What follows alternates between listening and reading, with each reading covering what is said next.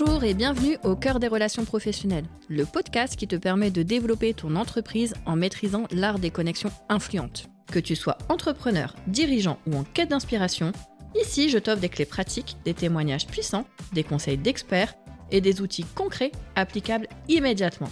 Dans chaque épisode, je t'accompagne pour tisser des liens authentiques, saisir des opportunités uniques et atteindre le succès. Je suis Marion Nodin, gérante de Makerstrat Consulting.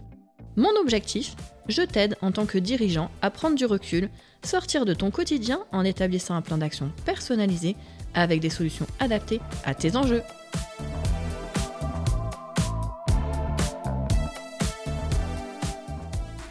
Que souhaites-tu accomplir ? Comment te vois-tu dans 5 ans ? Avant d'entamer quoi que ce soit comme démarche, pose-toi et dis-moi comment tu souhaites faire évoluer ta structure. Dans cet épisode, je suscite ton questionnement, je te communique des pistes et tu découvres que tu n'es pas seul dans la galère. Nous échangeons aujourd'hui avec Eric Tavernez, solopreneur à Rouvroy. Eric a créé son entreprise sous le régime auto-entrepreneur en 2023 dans le secteur du bâtiment. Il est constamment seul sur ses chantiers. Eric a exprimé au cours d'une discussion son souhait de professionnaliser son image d'entreprise. Je l'ai accompagné dans ses réflexions de communication. Tu exerces depuis plusieurs années et tu te rends compte que le bouche à oreille n'est pas suffisant pour le développement de ton entreprise. Bonjour Eric, tu es brillant dans ton métier. Pourquoi as-tu souhaité te faire accompagner ? Je suis seul dans mon entreprise, seul sur mes chantiers et pas forcément avec des collègues avec qui échanger. Je maîtrise la technique de mon métier, mais tout ce qui est autour du pilotage de l'entreprise, c'est quand même une découverte pour moi. Je suis au régime auto-entrepreneur et n'ai donc pas de suivi comptable. Avec toi, Eric, on a pris le temps de se poser et d'échanger sur tes souhaits et perspectives d'évolution. On a étudié ta structuration actuelle, donc notamment tes dépenses-recettes, pour savoir si le statut juridique et notamment ton régime fiscal étaient le plus adapté.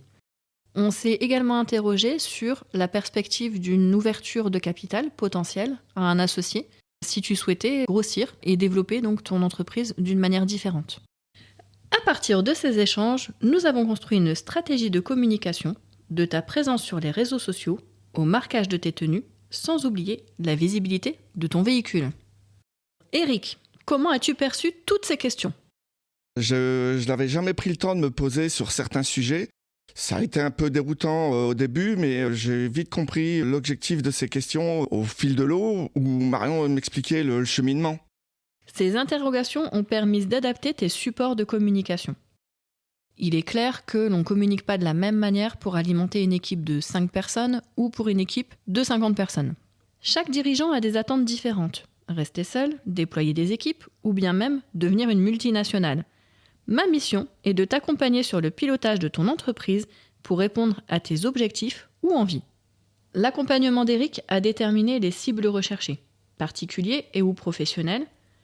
Ces décisions ont un impact sur la gestion de sa trésorerie, notamment en termes de délai de paiement. Nous en avons conclu l'importance de développer un tissu partenarial solide afin d'assurer une récurrence de chantier. Pour cela, Eric a découvert les clubs d'affaires, les événements réseau. Ça lui a permis de travailler son pitch. Chaque dirigeant maîtrise l'aspect technique, mais n'est pas rodé sur la présentation. Comment présenter son entreprise ? Comment présenter son offre ? Nous avons ciblé les clubs d'affaires et les réseaux sociaux pour générer un meilleur retour sur investissement. Eric, concrètement, qu'as-tu appris ou retenu de cet accompagnement ? Je comprends mieux l'utilité de la communication et l'importance de se développer dans un réseau. Je suis dans un réseau professionnel du bâtiment depuis ma création, mais je n'ai pas entrepris d'autres démarches. J'ai surtout compris l'intérêt de développer une image d'entreprise, d'un nom commercial, de déclinaison de carte de visite. J'ai participé à des événements avec toi, Marion. Tu m'as mis en relation avec 2 structures qui m'ont rapidement contacté pour échanger sur des projets de leurs clients. On a aussi échangé sur des réseaux sociaux plus adaptés à mon activité et aux perspectives d'évolution que je souhaite. De temps en temps, ça m'arrive comme ça de dire « Allez, viens, tu vas sortir de ta zone de confort, tu vas venir avec moi, j'ai une soirée, j'ai une réunion, j'ai ceci, j'ai cela. Libère-toi un petit peu et viens avec moi. » Là, cette semaine, il a été contacté par une personne avec qui je l'avais mis en relation. Et la personne me dit « Tu pourrais me renvoyer sa carte de visite, je l'ai croisé la dernière fois, il n'en avait pas sur lui. » Eric, c'est le stéréotype du gars du bâtiment qui se promène plus avec un marteau, un mètre, ce que l'on veut, mais pas de carte de visite. Eric a maintenant les clés pour développer son business, à l'aide du digital et des clubs ou groupes d'affaires. Il travaille dorénavant le développement de ses partenariats. Dans le cas d'Eric qui est carreleur, il est intéressant de prendre contact avec des sociétés d'assainissement pour présenter une complémentarité d'offres auprès du particulier. Concrètement, lorsqu'une entreprise intervient pour te rattacher au tout à l'égout, tu te retrouves régulièrement et forcément avec une tranchée au milieu de ta maison. Pour garantir une satisfaction client, l'idée est que l'entreprise d'assainissement puisse proposer un collègue partenaire sur la partie carrelage pour que tout le monde en fait ressorte de cette expérience heureux. Comment as-tu vécu cette expérience et quels conseils souhaites-tu donner à tes collègues dirigeants ? Ça a été une très bonne expérience, basée sur des points clés d'une entreprise, tant sur l'image, tant sur la communication, sur les relations humaines. Il me reste encore des actions à mettre en place avec Marion. Ensuite, je conseillerais aux nouveaux entrepreneurs de contacter Marion pour mettre en avant tous les points abordés aujourd'hui. Effectivement, la création d'entreprise n'est pas un long fleuve tranquille. N'hésite pas à te faire accompagner de pairs, le partage d'expériences est très enrichissant. Si on résume cet épisode, les conseils pratiques ou recommandations à retenir. Premier point, déterminez votre vision souhaitée pour votre structure. Qu'est-ce que tu veux faire ?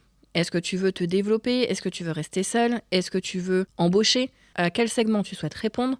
Quelle population tu souhaites cibler ? Deuxième point, mettre en place un plan d'action. Tu es acteur de ton destin. Reste pas attentiste. C'est à toi de construire ton avenir. Troisième point, prends le temps d'analyser les actions mises en place. Le rapport temps-argent, il est important. Quatrième point, pose-toi pour analyser ton marché. Le marché, il est fluctuant, il bouge, tu dois t'y adapter. Regarde autour de toi ce qui est proposé et adapte-toi au marché. Célèbre tes réussites, aussi minimes qu'elles soient.